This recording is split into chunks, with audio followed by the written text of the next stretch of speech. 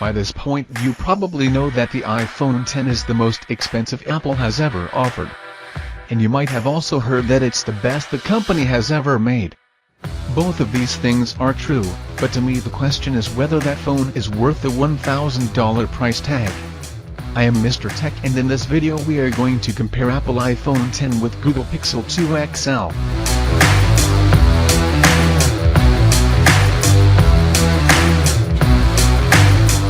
The iPhone X and Pixel 2 XL both move away from the tried-and-true iPhone aesthetic from the last few years, which is good news for Apple and maybe even better news for Google, given the lackluster impact of the last Pixel. Apple's new ultra-premium device is all screen on the front, top to bottom and left to right, well, except for that odd notch right at the center top.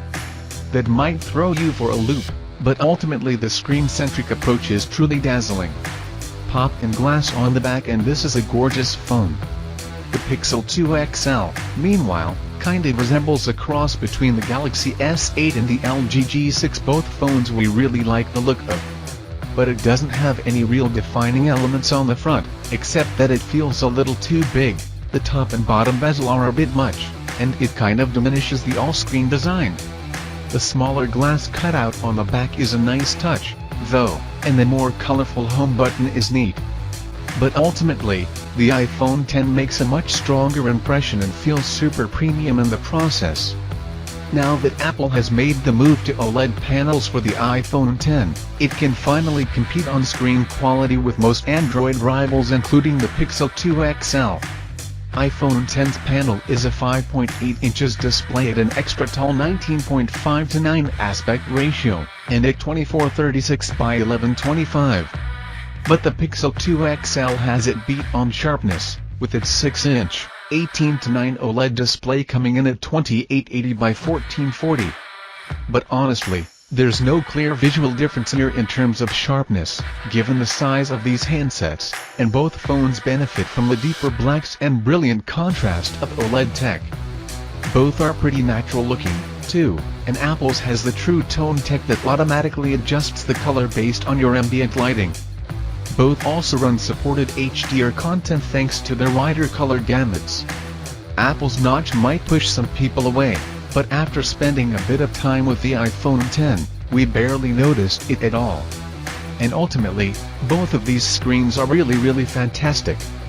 Talking about the camera, here are some camera samples we have taken from both of these phones.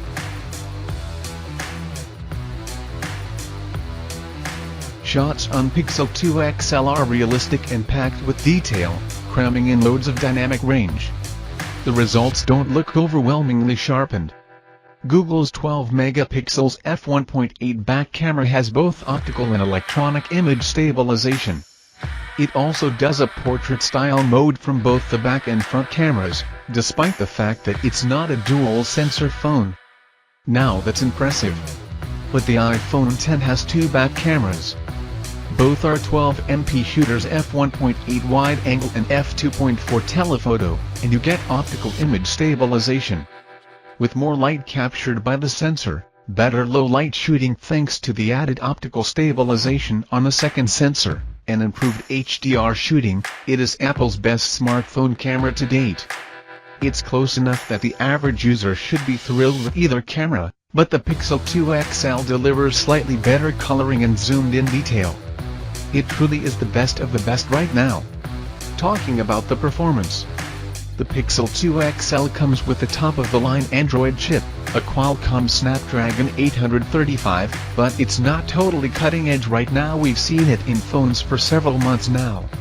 Still, with 4GB RAM alongside, it doesn't disappoint when running games and media, and pure Android 8.0 Oreo runs like a dream. And yet if we're talking benchmarks, the iPhone X A11 Bionic chip crushes the competition. Apple has 3GB RAM stuffed in here, but this ultra-efficient, mega-powered system on a chip comes out well ahead of the smartphone competition in testing. You won't see a big difference in real-world usage. They're both super fast phones that can handle your every demand. But the power is there if developers need it, and it might emerge at some point down the line. Plus, iOS 11 is super speedy. Both of these pack more than enough power, but Apple has more in there somewhere. In short, both of these are extremely powerful, capable, and feature-packed devices, and they've both fallen into the upper half of my list of the top 10 smartphones in the world right now.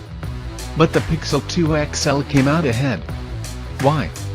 Well, while the iPhone X has the edge on design and max horsepower, the Pixel 2 XL's brilliant camera blew us away, and despite a slightly uninspired design, it's top of the line everywhere else.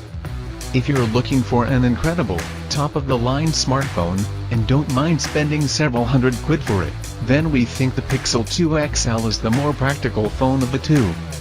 That's all for today guys. Like the video if you like it and don't forget to subscribe my channel.